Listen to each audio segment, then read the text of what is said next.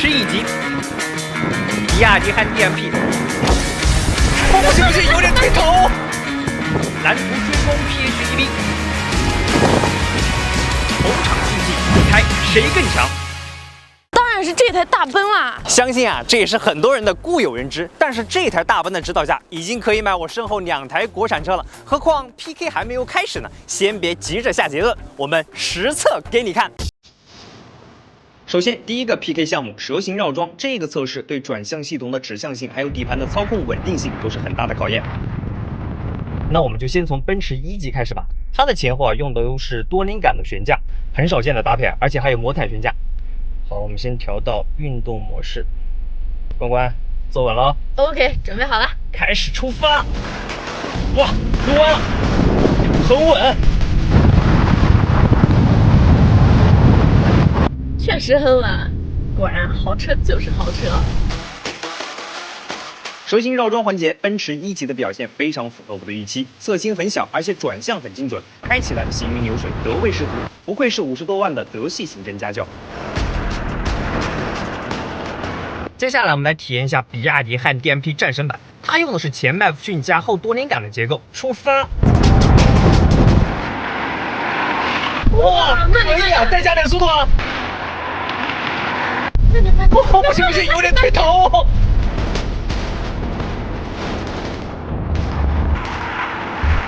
跟奔驰1级相比，汉 DMP 的绕桩表现略逊一筹，悬挂配置有差距，整体调教也有点偏软，紧急变线时的侧倾有点大。不过车身整体的可控性还是不错的，底盘有一定的豪华感。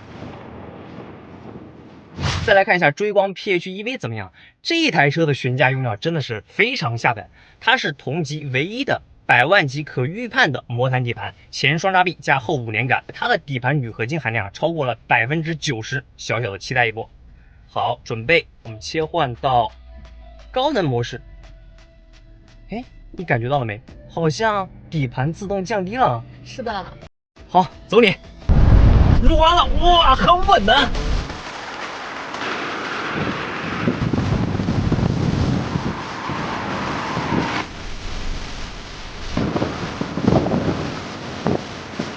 感觉这台车比奔驰还要好。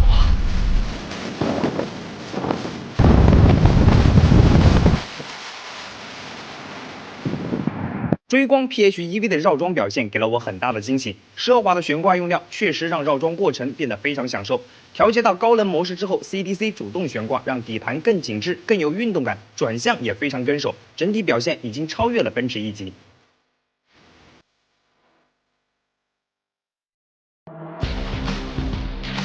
比完绕桩，第2个环节来到了金卡纳赛道。这个环节不仅考验车辆的综合操控表现，终点前的连续减速带也会给3台车的底盘舒适度出一个大难题。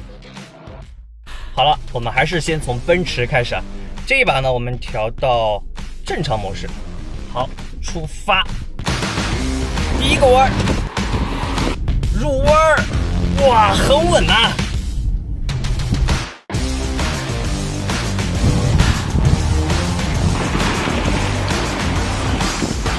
在金卡纳赛道环节的前半段，3台车都发挥出了自己最佳的一面。奔驰1级和追光 PHEV 凭借更好的悬挂用料，过弯时更加游刃有余；汉 DMP 则拿出了更强的加速性能。哇，这个 DMP 加速好强！哇，是的。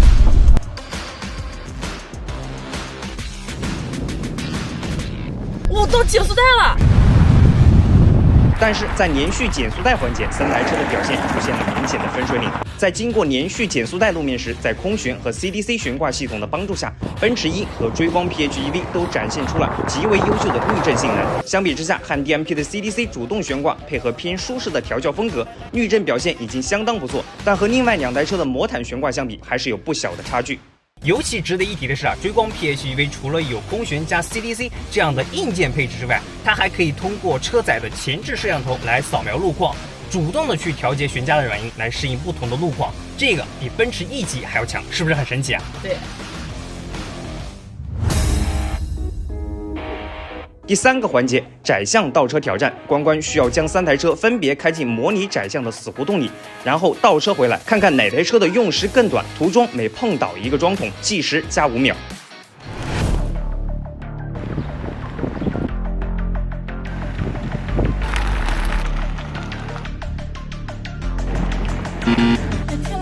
造一个桩棚。看来在这种窄巷里面倒车啊，豪车它也是没辙啊。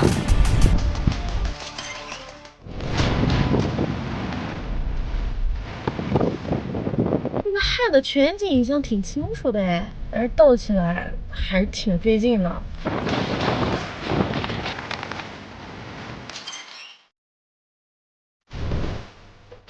循迹打车激活，临时转向自动。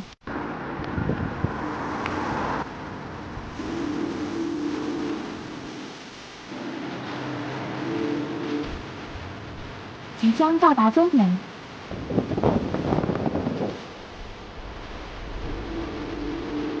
循迹打车已完成，请接管车辆。如果说前面2个环节3台车都展现出了自己最强的一面，那么本环节已经完全成为了追光 PHEV 的 solo。通过车辆搭载的循迹倒车功能，追光 PHEV 可以在窄巷里自主返回，无需动手，这是另外2台车都没有的，最终拿出了最短用时，赢得挑战。实际上，在智能化方面，追光 PHEV 在3台车之中优势还是非常明显的。它的价格27.79万，3台车之中价格最低，但是它可以选装 L2.9 级的智能驾驶辅助系统，可以实现匝道的自动驶入驶出，还有自动变道的高阶驾驶辅助功能。相比之下，汉 DMP 和奔驰 E 级的话，还只有 L2 级的常规智能驾驶辅助。更值得一提的是追光 PHEV 还支持遥控泊车。怎么样，关关？今天这3台车体验下来，是不是刷新了你对豪华混动行政驾照市场的认知啊？国产 C 级车的进步真的是很大，我要给中国工程师们点个赞。那如果让你选一辆的话，你会选谁呢？肯定是这台追光 PHEV 啊！和我想的一样，20多万的价格，追光 PHEV 呢，不仅底盘比50万级的奔驰 E 级更好，它的蓝海动力也非常强。它是目前业内首个基于纯电平台打造的6合1串并联 PHEV 架构系统的总功率390千瓦，系统的总扭矩则达到810牛米，CLTC 纯电续航262公里。而且你别看它车这么大亏电油耗只有5.4升，比汉 DMP 和奔驰 E 级都要低。